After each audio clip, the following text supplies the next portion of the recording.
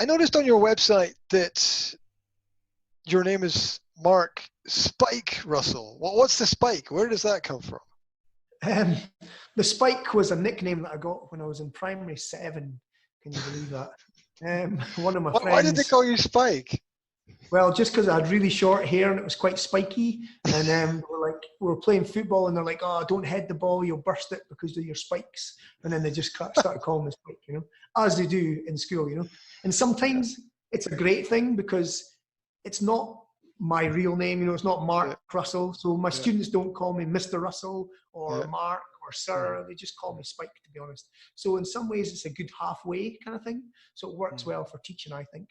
But yeah, in other ways, when somebody phones up and says, who's I'm speaking to, I'm never quite sure whether to say Mark or Spike, because some people know me from word of mouth as Spike and some people don't.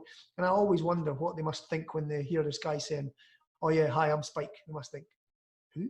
Yeah. So it's always quite a funny one, It is. It's just kind of got this idea like it's kind of both fun and hard. It's almost like movie star kind of thing to have like Spike. Yeah.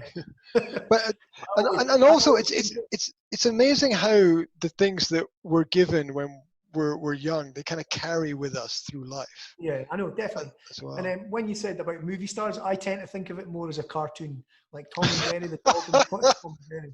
Spike, that's what I think. I'm like, oh man. Yeah, it's like something out of the Beano, right? Exactly. That's it. Yeah.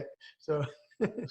Yeah, I guess everybody's got their different vision of it, but it's nice to have that nickname as well because it's element of personality there. It's always a good thing. Yeah, 100%.